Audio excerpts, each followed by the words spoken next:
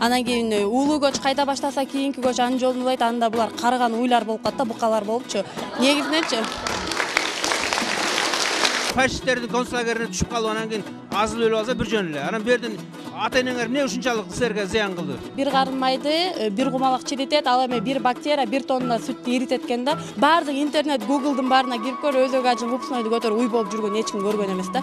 Юбка кийгендер жаманбы? Жок, тиги айтып атпайбы, байкечи? Эмне деп айтып? Юбка кийгендер жылаңаш жүрөт деп айтып атпайбы?